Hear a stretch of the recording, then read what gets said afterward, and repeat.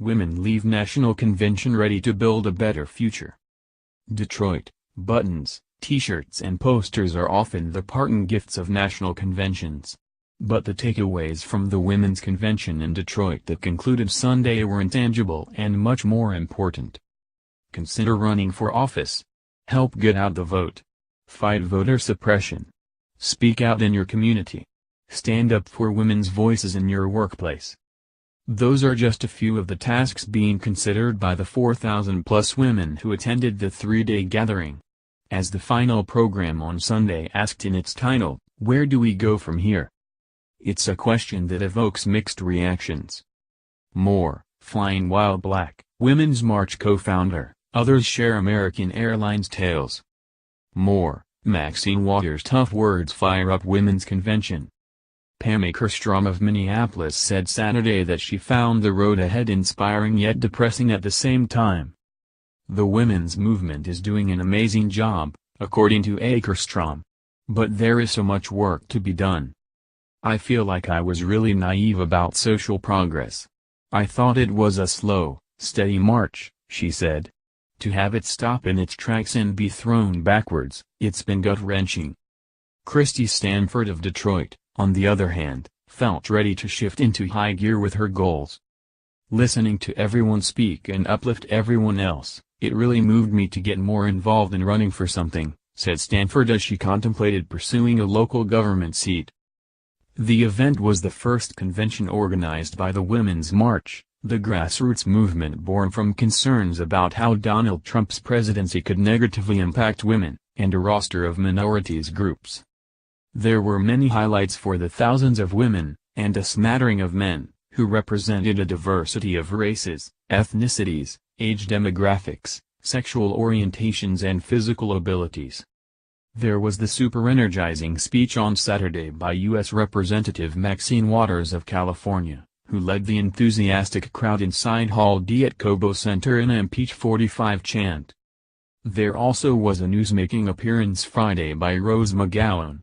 The actress, activist made her first public remarks in Detroit since becoming a figure in the fight against sexual harassment and assault sparked by the allegations of multiple women, including McGowan, against Hollywood producer Harvey Weinstein. Over the course of a single weekend, the Women's Convention held more than 172 workshops focused on education, skills training and civic engagement, a Saturday night concert starring Melanie Fora, and yoga classes as part of a self-care segment. When Women's March treasurer Carmen Perez tried to gauge how many women had actually used the self-care options at the concluding Sunday session, there was only a smattering of applause. Oh, I'm going to put that on my list, said Perez. We need more self-care encouragement. That fine-tuning suggestion was part of the final session of the convention, titled Where Do We Go From Here? During it, Perez noted the need for more representation of indigenous women and the trans and LGBT community. But the concluding gathering spent most of its time discussing how to translate resistance to the Trump administration's policies into action. Convention-goers said they're taking home a range of ideas on what to do next, from running for office to doing some soul-searching. Trump's presidency has spurred a sharp uptick in women wanting to enter politics, as Emily's List president Stephanie Shryock informed convention-goers. According to Shryock, more than 20,000 women, or as she called them, the next decade of leaders, have expressed interest in running for office. If those numbers bear fruit, it could equal the surge of women who entered politics in 1992, the year Anita Hill testified to U.S. senators about being sexually harassed by then Supreme Court Justice nominee Clarence Thomas. A record 24 women won seats in the House that year, plus hundreds ran for school boards, county commissions and state legislatures, according to Time magazine.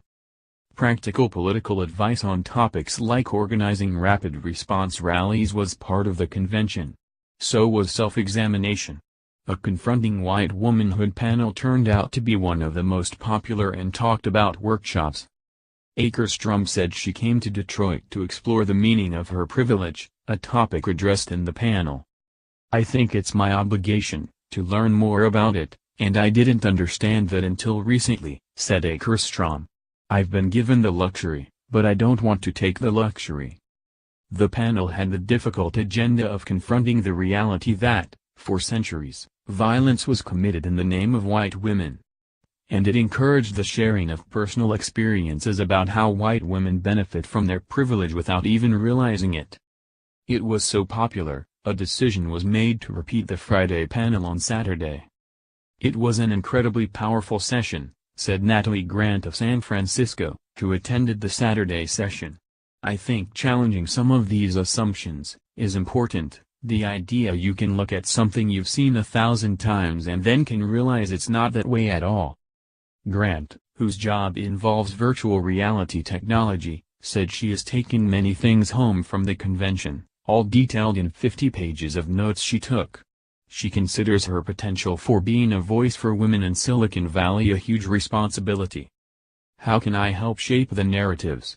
Said Grant, describing how she plans to focus on the need to include a diverse range of female stories in video games and virtual reality. A Sunday panel on women and the media emphasized the value of women telling their own stories and amplifying those of other women. Whether you work at a major magazine or not, every one of us has the power to be a citizen journalist, said Natasha Alford, deputy editor of the online site The Griot. Alford cited the impact of the viral video shot by Diamond Reynolds, who pulled out her phone and went live on Facebook as her boyfriend, Philando Castile, was fatally shot by a police officer. The convention's wide variety of topics and panelists impressed Mario Bullock-Neal, an attorney and former university professor from Clarksville, Tennessee, who attended the media panel. Unity does not mean uniformity, said Bullock-Neal. That was one of the pluses of the convention. The diversity of topics, it gave people an opportunity to choose which are most dear to them and to take them back to their communities.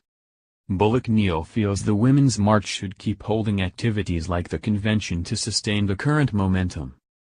You're going to continue to need to have events that talk about what progress has been made, to keep people interested.